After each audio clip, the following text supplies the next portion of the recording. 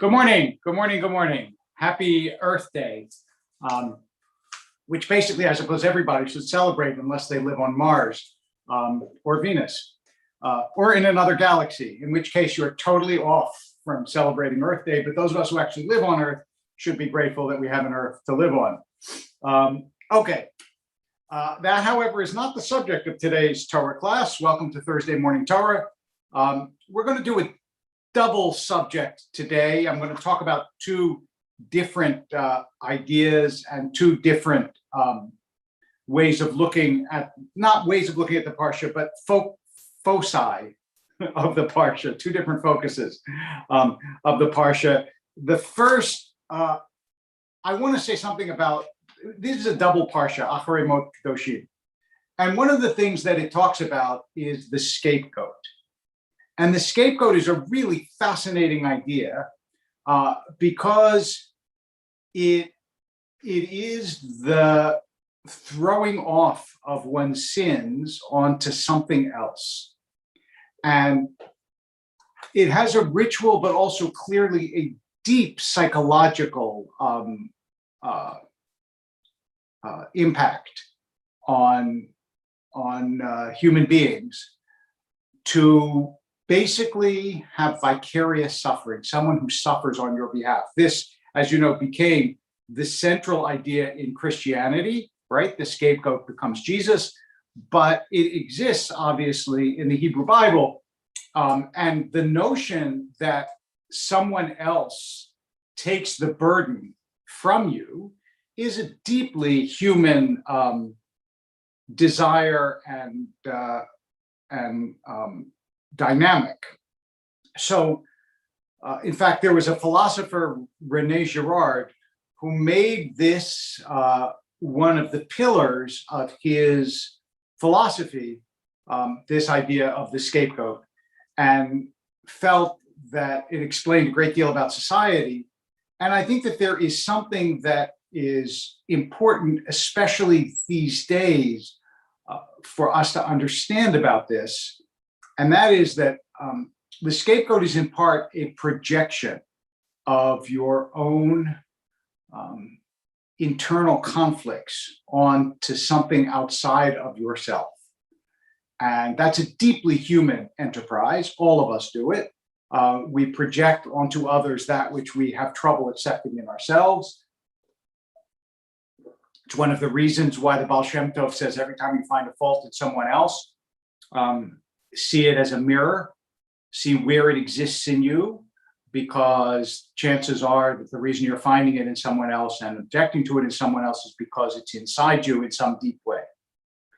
So George uses this societally, and the reason that I say that it's relevant these days is the anger and vituperation with which the political antagonists of each side attack each other leads someone to want to say, do you not see that the extremism that you accuse the other side of is in you, that this is partly a projection, there is a certain scapegoating that's going on here, and part of the reason that you feel this deep anger and almost uncontrollable rage towards what the other person is doing is because there is this same conflict within.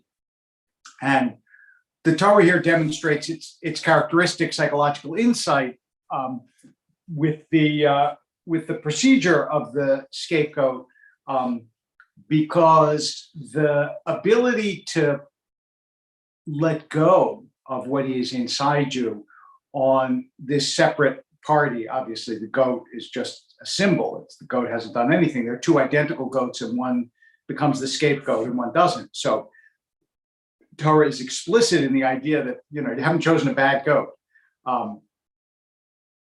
but that the rage that you feel is not righteous rage because someone else has done something wrong, although that may also be true. But it is partly that which exists inside you, which requires some self-examination and self-understanding.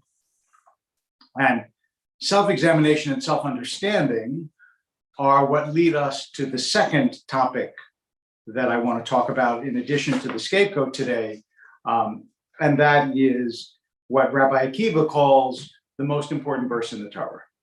V'ahavta l'reacha kamocha, you should love your neighbor as yourself, your fellow as yourself, whatever word you want to use. Lots and lots and lots of ink has been spilled commenting on this verse, as you can imagine. Whether it is possible, what it means. Does it really mean that you should have the same regard for another human being that you have for yourself, which is psychologically impossible, since you always dwell inside yourself and with yourself and so on, and you feel everything that you feel, and you can't do that with someone else. So a lot of the discussion about v'ahavta l'reacha kamocha has to do with what obligation is that supposed to prescribe for you and for another human being. Is it love? In which case it's problematic, because to mandate love is a tricky thing. Is it supposed to let you know, when it says v'ahavta l'reacha kamocha, you should love your neighbor? Kamocha can mean who is as yourself. Is it supposed to remind you that another human being is just like you, essentially, that there's no cleavage between the way you are and the way other people are? Is it supposed to mean that you should act lovingly as opposed to how you feel? That you should treat someone else the way you want to be treated? Lots and lots and lots of interpretations have been given to this, as you can imagine, because it is not a straightforward commandment at all to say you should love your neighbor as yourself. I read it, though, about a week or two ago when I was working on my Torah column for the Jerusalem Post, and it struck me, which it has never done before, and I couldn't actually find commentaries on this, although never ever say there's no commentary on this, because you could not in 100 lifetimes read all the commentaries on the Torah, so you can't possibly know that there is no commentary on this. But I couldn't find any commentary in the books that I checked on what precedes the verse, you should love your neighbor as yourself, and the fact that it precedes it. There's commentary on each verse separately, but not on the fact that they are yoked together. Lo takum v'lo titor. It says, don't take vengeance and don't bear a grudge. And there's a famous Rashi on that about what it means to take vengeance and to bear a grudge. You know, somebody doesn't do something for you, you don't do something for someone else. In this case, it's lend an axe. But we all understand what it is to take vengeance on someone else and to bear a grudge, right? You can bear a grudge without necessarily taking action, and vengeance obviously implies some kind of action. And I realized, what was the Torah saying when it says you should not bear a grudge? What it was saying is you should forgive.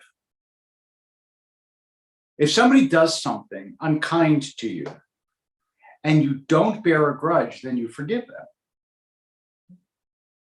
And it's important to say that you don't bear a grudge, because you might say you forgive them, not act unkindly towards them, but still be angry at them.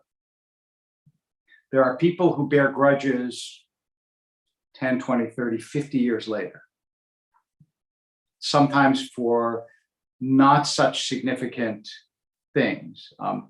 There are people who spend their lives, we all know people who spend their lives accumulating scores. This person did this for me, but they didn't do that. This person was nice, that person was not nice.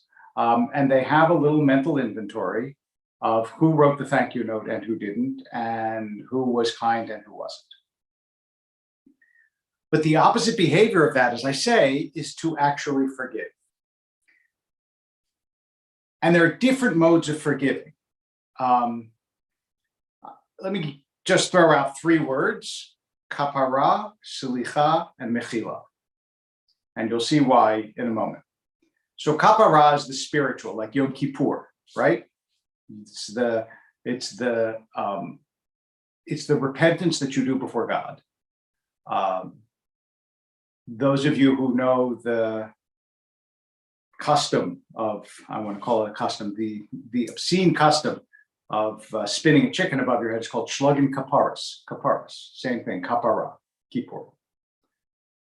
The second, slicha, means that you forgive the person and you restore the relationship. In other words, things are as they were before. You understand that everybody does things wrong. You do things wrong, they do things wrong, and you don't let it destroy the friendship. You don't bring it up again. You let it go and it's gone, and that's that. Mechila, though, is different, and mechila is the one that I want to talk about. Mechila is giving up a right that you have. So, for example, as a very practical matter in Jewish law, parents are owed your first Kaddish. In other words, the first time you say the mourner's Kaddish, it's supposed to be for your parents. They're owed that.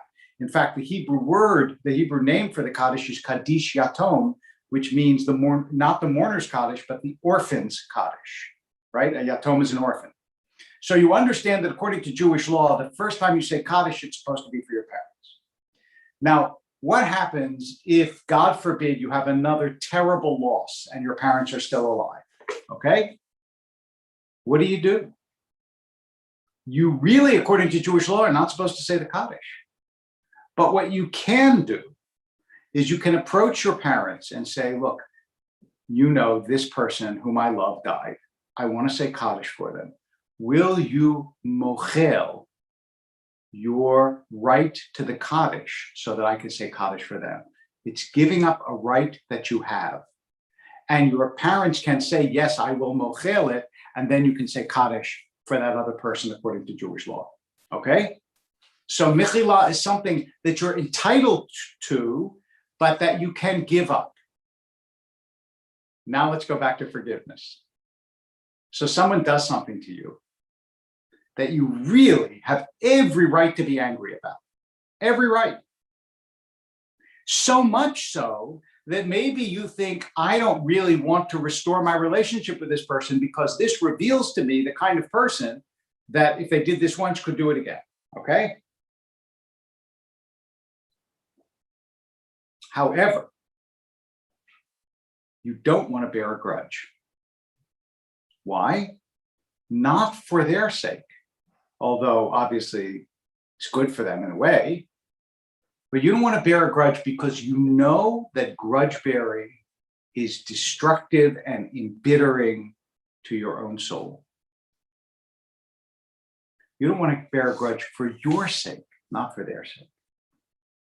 Because if you know people, or if, as I hope is not the case, you are a person who's constantly counting the slights against you and what people did to you and how they should have behaved and how they do behave, you know that it is a really difficult way to go through life. Painful and narrowing and just super hard. So you're mochel. You give mechila. Mechila means I wish you all the best. No, I don't want this relationship with you that we had, but I want you to know that I really do wish you the best. I bear you no grudge.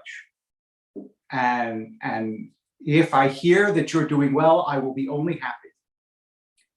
I don't want to be, I don't know, your friend, your partner, your whatever, but I want you to know that it is not ill will. That's mechila, okay? Now, let's go back to the beginning. After this somewhat extended explanation, but after all, it's the Torah. It's not always uncomplicated. It says you should not bear a grudge. And then the next verse is that famous verse, love your neighbor as yourself. I realized when I read that the Torah was teaching us in part how to love ourselves. Because the second half of the verse is as complicated as the first part. If you have to love your neighbor as yourself, that means you have to love yourself, right? It's not saying love your neighbor as yourself, and if you hate yourself, you should hate your neighbor. No, it's saying both parts should be characterized by an emotion of love. So how do you love yourself? In a practical way. And one of the ways you do that is by not encumbering your heart with needless bitterness, by not walking around the world with grudges. That's how you do it. Let me give you a really practical example, okay? I don't know how some of you will feel about this, but these days, when I take an early morning walk, I don't wear a mask. I don't wear a mask outside anymore. First of all, I'm vaccinated. Second of all, most of the people around me are vaccinated. And third, I never get even close to anyone. I'm across the street. You know, I don't think there's a disease in the world that even if I had it, could reach the other person early in the morning when it's cold and windy and I'm walking. And besides, I almost never see anyone. Occasionally. But when months ago, at like the height of the pandemic, when everybody was supposed to wear a mask all the time, I wore a mask outside because I thought other people see you, they're going to be really scared if you don't wear a mask, so I wore a mask. When I saw someone who wasn't wearing a mask, I would like consciously say to myself, don't be a jerk. Don't grudge them in your heart. They're not doing it to hurt you. They're not doing it to offend you. Just let it go. Let it go. And I have to tell you, it was much easier to walk through a neighborhood, half masked, half maskless, depending, as it is now, without that constant, sort of vigilantism of who can I see that I can be offended by. And I think that some of us go through life that way. Who can I see that I'll be offended by? How many times have you, for example, seen someone roll through a stop sign and yet, have you never rolled through a stop sign? We tend to get angry at other people for things that we do, and also the anger doesn't help. So the Torah is teaching us in part to train yourself to not bear a grudge. Right? That doesn't mean you can't get angry for anything that people, a lot of things that people do that you should get angry about, right? And it doesn't mean that you can't ever take measures against someone who does something bad, obviously.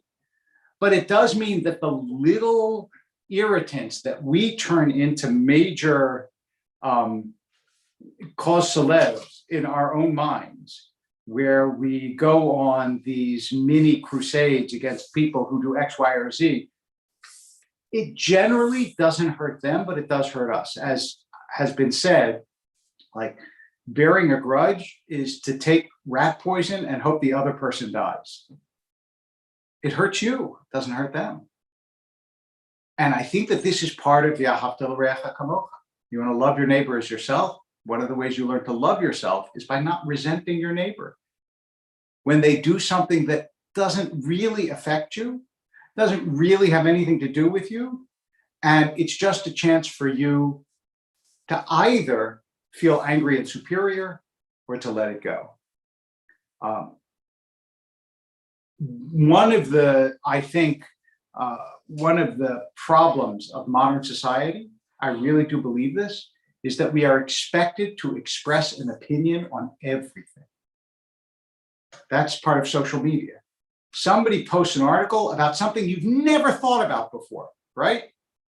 You've never thought about it, but you like it or you don't like it because you have to have an opinion about this thing that honestly you never thought about, but you're expected to have an opinion. And that's not a good thing, because your opinion is a sort of, it's a commodity that you ought to reserve for real use, for the times when you actually have enough thought in your mind to be able, excuse me, I'm just bending down because I have to get the plug and plug in my iPad that is getting low on power, or else the Torah class will be shrouded in darkness in just a moment. Your opinion ought to be something that you reserve for when you really have an opinion. not for the momentary reaction of something that you haven't really explored, or for the momentary annoyance of someone who does something when you actually don't understand fully why they did it or understand the person involved. So it's a very rich parsha, this parsha of Acharei Mot Kedoshim. First of all, because it's a double parsha. It talks about the priests, and also it talks about holiness, and holiness. The root of kedusha, of kadosh, means to be separate, and this idea of separateness is also something that you have to be able to do in your life. Now, one person wrote, Gail wrote that someone refuses to forgive you, possibly it hurts her, but it also hurts me. Yes, if someone refuses to forgive you, and it's somebody that you care about, sure, it is hurtful. But depending on the circumstances, and obviously I can't pronounce on the circumstances because I don't know them, but depending on the circumstances, the refusal to forgive somebody who has earnestly sought your forgiveness says much more about the person who won't forgive than the person who seeks it, right? Now, as I said, depends on the circumstances. But at least in the Jewish tradition, you are supposed to seek someone's forgiveness earnestly and fully 3 times, and then you are essentially absolved, as long as you haven't committed an unforgivable sin. There are such things, but they're few. So, yeah, forgiveness is a difficult one, and to sort of make a bow on this, you realize that both of these topics are related. The idea of the scapegoat, and the idea of self-forgiveness, because one of the ways that, especially in ancient times, but even today, one of the ways that we forgive ourselves is by projecting our guilt onto something or someone else, so that we don't have to confront it inside ourselves. But you may or may not know this. Those of you who think that Judaism tells you, though, you have to confess your sins once a year, not true. Not true. You have vastly underestimated the number of your sins. In fact, there is a confessional in every morning service. It's called Tachanun. And every morning, and it's actually in some rituals in the afternoon service as well, because does a day go by that there isn't something that you do that's wrong? So there's a confessional in every service. Now, you don't say it on Shabbat. And most people who go to services in our community go to services on Shabbat, but not the daily minyan, so they don't know that the daily minyan contains Tachanun, but it does. It's not true that you confess once a year. It's true that you confess every day. And that means 6 days a week. And that's because the assumption is, now there are certain periods of the year when you don't say Tachanun, like in the month of Nisan leading up to Pesach. Other days, you don't say it in a house of mourning, which is why if you go to a house of Shiva, you won't hear Tachanun. But otherwise you do, because both the reality of sin and the need to confess is a constant in human life. And in the Jewish tradition, we don't confess to a human being, we confess to God. And that's how all of this ties together. The Tachanun, the scapegoat, and the loving your neighbor as yourself as a mode of forgiveness by which we can understand what self-love really is. So there you have it. I will say one other thing that is not directly relevant to the topics that we've been talking about, but since this is a double portion, Acharei Mot Kedoshim. Acharei Mot means after death, because it begins with the death of Aaron's sons, and Kedoshim means holy. And so the rabbis note that sometimes we only think someone is holy after they die, right? After death, holy. But I hope that we don't feel that way. Well, by the way, so Jim asked, what about if someone does something hurtful and continues to do it, then then they're not forgiven, right? You're forgiven for something you did that you ceased to do. That's a prerequisite for forgiveness. You have to seek forgiveness and you have to stop doing it. So if you continue to do it, then also your request for forgiveness. I was about to say it's not sincere, but that's not necessarily true. It could be sincere because we know people who do things and then deeply regret it and then do it again. But it is not. But there's no reason to accept it. This is obviously a difficult question because it's a reality in some people's lives that they struggle against whatever and they try not to do it and they do it again, and they seek forgiveness and they do it again. I don't. When it comes to forgiveness, as you all know, there is no single formula that is adequate to cover the enormous variety of possible situations that human beings can get themselves and each other into. I think, though, the tradition is clear that it is biased in favor of both seeking and giving forgiveness, not only because we all need to receive forgiveness, because we will all do hurtful, wrong, bad, cruel, thoughtless, callous things, all of us, but also because we need to give forgiveness in order to feel unknotted inside of ourselves. And if there is somebody in your life whom you cannot forgive, that's a really difficult situation to have to live with. And you can understand why V'ahavta l'reacha kamocha, therefore, as Rabbi Akiva says, is the central verse of the Torah.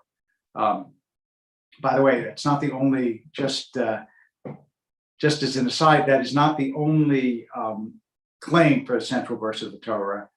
Ben Azai says that the central verse of the Torah is, these are the generations of humanity, which is also a beautiful comment because it means that all human beings are one.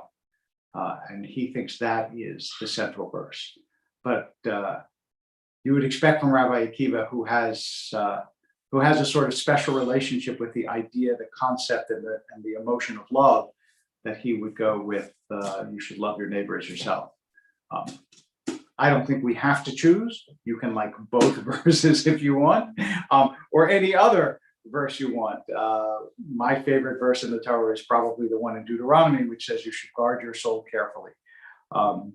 So yeah, as Joey said, it is a rabbinic statement that as you forgive, so will you be forgiven.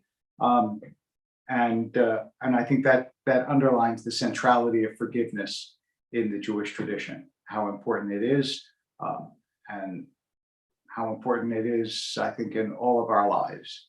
So on this Thursday morning, I wish you both forgiveness and forgiving. And I look forward to seeing you on Shabbat, when we will talk about something different in Kedoshim, which is the idea of holiness and what it means. And I wish you